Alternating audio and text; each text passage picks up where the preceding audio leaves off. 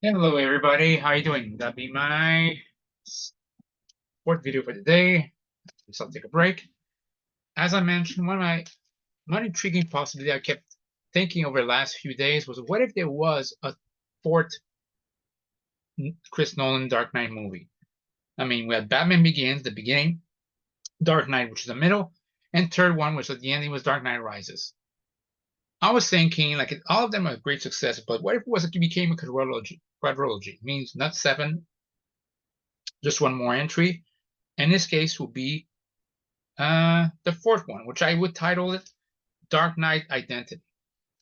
In this case, most of the cast will come back. Nolan as a director, basically him and his wife will produce. David S. Goyer will be the script writer, and you have Hans Zimmer coming back uh, to compose the music of the movie.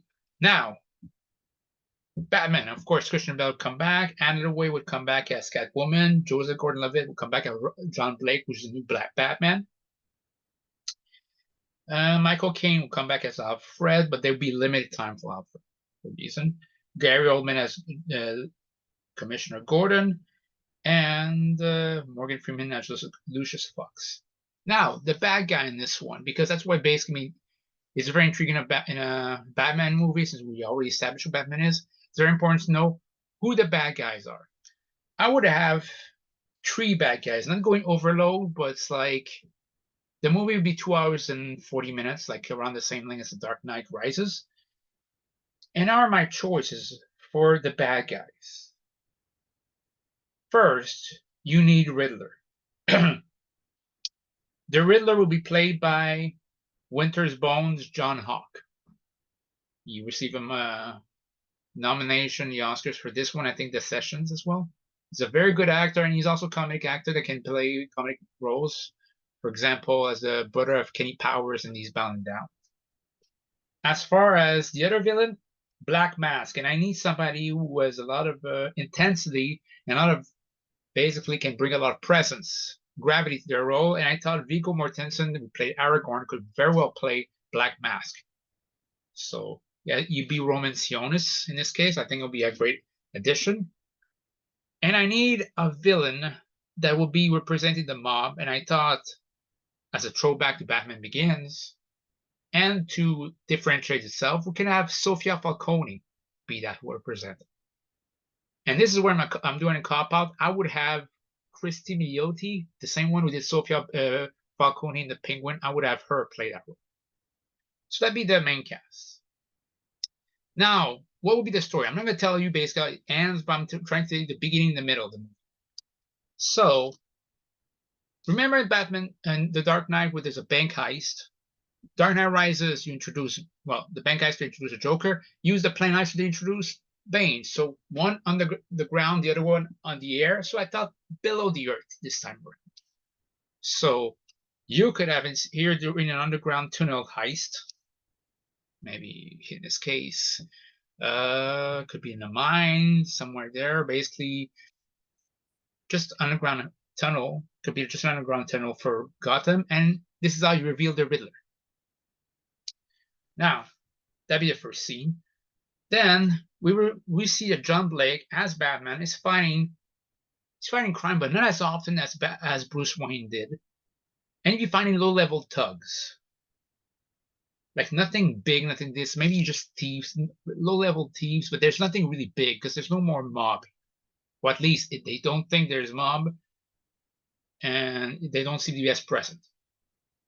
Now, during that time, elsewhere in the world, Bruce Wayne, where we introduced to Bruce Wayne in this case, and unlike in Dark Knight Rises, where he's brooding, and it's like basically being a brooding version of himself, like still never healed. This time he feels like the closest thing to being happy. He's not completely happy being Batman, but it's like the closest to being happy with Selina. Selina kind of seems to be happy, but she also seems to be bored because she's used to a bit of turmoil in her life, and right now, in the last few years, was a bit too much security for her. But she doesn't feel like she's not resentful. She's not resentful toward Bruce Wayne. She's just okay. I want a bit of action, a bit of excitement, a bit of adventure. And by adventure, I mean basically like maybe find out some criminals. So at the same moment she feels that, maybe basically the occasion, maybe they're going out to a restaurant, whatever, she receives a note with a bloody jewel. And it's like, do you think you can ever forget your past? Because that'd be kind of common. This is basically like you have to confront the past going forward. And this is when it's revealed that it's written Sofia Falcone. And the backstory, this is where it'd be a spoiler for you guys. The reason is, during a previous heist, Selena Cal had to kill Alberto Falcone, Sofia's brother, out of self-defense. Sofia would think it was cold-blooded murder, but it was by self-defense. So that would start like this. I suppose for Selena Cal. Afterwards, during that time, Black Mask would try to gather around to create a siege, in which case all the remaining mobster would fuse into one family to try to attack what's Gotham is now. And they decide there's one of Batman, there's plenty of us, so he can control everything. So, sure, during that time, some mobs are still superstitious and do not want to attack Batman. This is where he brings out his most vicious enforcer, Sofia Falcone. So in this case, she's vicious in the sense that she's pitiless. Now you say it's a PG-13, you can't show basically be R-rated. You don't have to be R-rated, but you show that she has no limits. So she remembers that Batman took her father. She remembers in her mind that Catwoman, Selena Kyle, took her brother, so she's supposed to basically be kind of unhinged. She's cold, detached, and she'll do everything in her power to achieve her goals. Now, we see during that main time, because Bruce Wayne be Bruce Wayne, that John Blake, while he does his missions, we see that Bruce Wayne made sure to put on cameras in the Batman suit so that Bruce Wayne can actually see what John Blake is doing in Gotham. So John Blake doesn't need to notify him of what's any doing that's happening. He already knows what's happening. So that's very important. Except in this case, a one mission that could happen during the movie, maybe the second one, third one. John Blake realizes something's off, and he finds a camera, as well a bit of the microphone, and with this, he contacts Bruce Wayne. He's wondering where is he, and why doesn't he come back to Gotham? Like maybe he would need his help, his expertise, but Bruce refused. He says, I'm happy for the first time in my life, I'm happy. Okay. Then, Commissioner Gordon. We need to put him in the movie. He's thinking about retirement. He wants to retire, reunite with his family that's basically been estranged from in The Dark Knight Rises. But, like Lethal Weapon, when he's about to retire, he receives a case of the Riddler's murder. Of a murder from Riddler. Not that the Riddler gets murdered, but the Riddler's murder.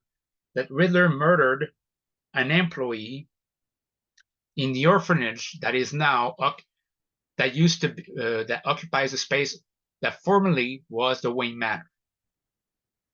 So that's very important in the story. So he kills an employee of that orphanage, and that gathers Gordon's attention. He also gathers John Blake's attention. Meanwhile, during that time, Black Mask is able, with Sofia Falcone's help, to convince whoever's left, whichever mob members they are, through torture, to unite the different mob families, become one. So, and during that time, we find out basically, John Blake would find that information about the mob there through an undercover cop.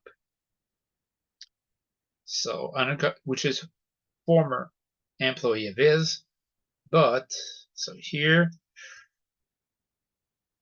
soon after he learns about this information, that Black Mask finds out the leak in his unit, basically the undercover cop, and kills him. So John Blake, as Batman, will go notify Gordon about this. Gordon will look into it and will amass his team to try to take down, in this case, the Riddler, the orphanage. They're going to go to the orphanage after receiving a riddle from the Riddler. They're going to find out didn't bother creating a basic riddle for this because I'm not getting paid for that. But if there was a movie, what would be the riddle? I don't know. But it basically says the answer is an orphanage, basically. So John dresses as Batman. It'd be basically Batman, but with blue in it, like black and blue, like the Nightwing outfit, to investigate the orphanage. But Black Mask assaults him. So basically, he's able to trap him. He won't basically Nightwing wonders how this happened, but he finds out that one of the cop on Gordon's unit, and has to be basically somebody he really trusts, happens to be working for Black Mask. He's a crooked cop. So in that case, John gets beaten nearly as uncomfortably as Batman by Bane Dark Knight Rises. You need to have that. Okay? And he's left for dead. So the Riddler during that time, he's not explicitly teaming with Black Mask. It's not like haha, let's team up together. There's not this. It's like Black Mask, Riddler wants to get his goals. Basically, in this case, he wants to show his intellectual superiority over Gotham. Not really be about good or evil like the Joker, but about intellectual superiority, intellectual inferiority. That's it. Okay, he wants to prove that he's more intellectually superior to the authority. So that will be this. And during that time, Riddler could continue doing his crimes. During that time, overseas, Bruce and Selina go out for a night, and Alfred basically gonna join him. But this time, Alfred is not the butler; he's just joining them as friends of their father figure. And they seem to have a good night. Like I said, Alfred would be like 2 scenes in movie tops. And at one point, you would see basically Black Mask. I'm sorry. You would see an enforcer and Sofia Falcone appear. And as the way Selina Kyle would basically be scared, completely scared. It's like Bruce Wayne would wonder, who are these guys? And afterwards, they would try to shoot at them, and basically Alfred would have to sacrifice his life to save Selina Kyle, while Bruce Wayne basically is able to shield himself. So he shield himself from all the danger. So in that case, okay. Because of this, okay.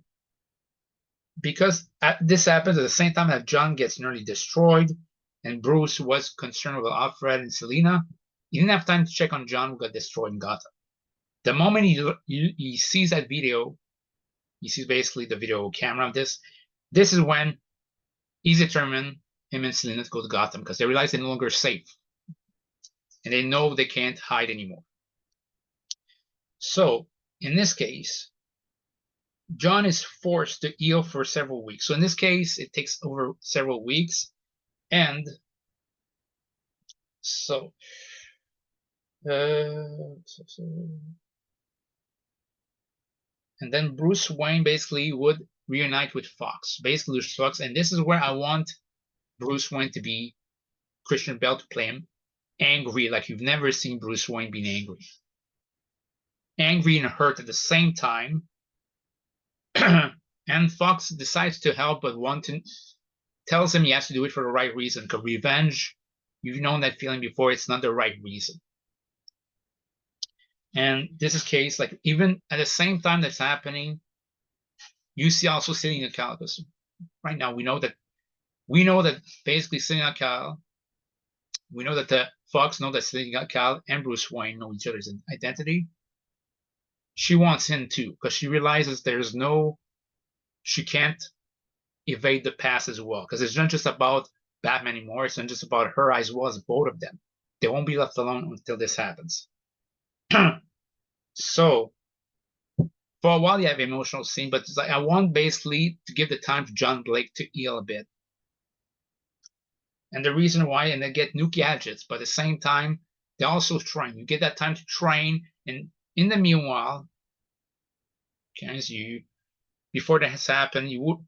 Why I say they train, they do take out some low-level thugs as well. Like, but Bruce Wayne is not completely just one mission at the end and that's it. No, I want to train to get back that feeling. But he knows if he goes completely right now to Black Mask, Sophia, and even the Riddler, they'll lose. So they get basically back in superhero crime fighting shape, and afterwards, once this happens, with new gadgets, afterwards, that gives Nightwing time to heal. Now, Riddler has already destroyed part of the basically killed people of the orphanage. You can have him do other crimes, killing other maybe I wouldn't say the new mayor because he was already killing Dark Knight Rises, but other important people in that universe could also, like something could happen basically to other people there basically.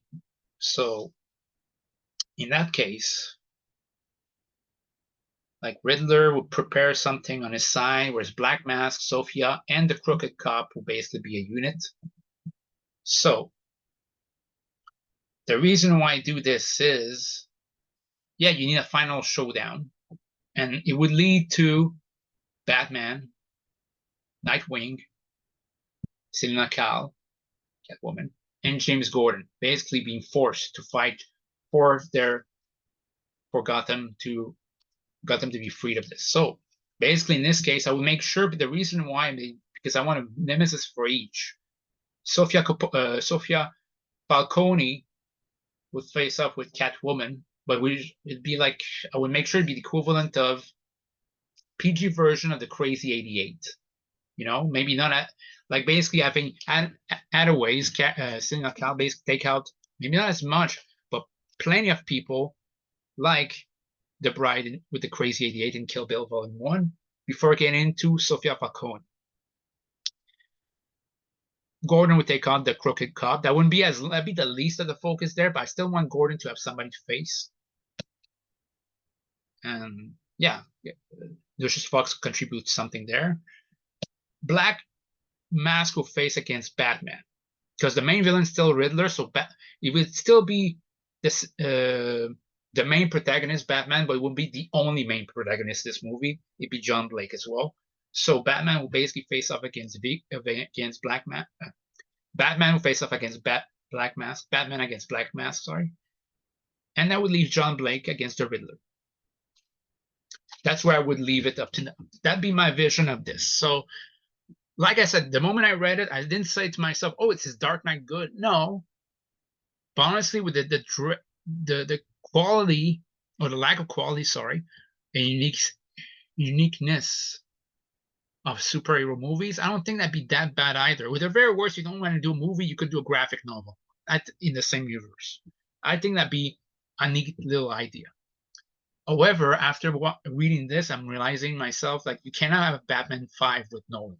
Like this will be it. Like you could have. By the way, I could also have another series or another episode of this could be a Batman 3 with Michael Keaton, which I felt like at least we had the Dark Knight trilogy. We had a trilogy. We had closure. We didn't get that closure with Batman with Michael Keaton. In the 90s, it's like I was always expecting a Batman 3 with Michael Keaton. It's like, when is it coming? When is it coming? It never came. We got Mars Attacks instead. Okay? Like Batman Forever did not age really well. It's like there's a Batman with Burton aged well. Most of it. Batman 89 perfectly. Batman Returns is some aspect that didn't as much, but still. But I think you could have easily done that. Like, so the Dark Knight identity would have been my pitch. And yeah, let me know what you think. And give me if you need to give me constructive criticism, fine, but no insults, be civil, okay? So on that note, see you later. Bye.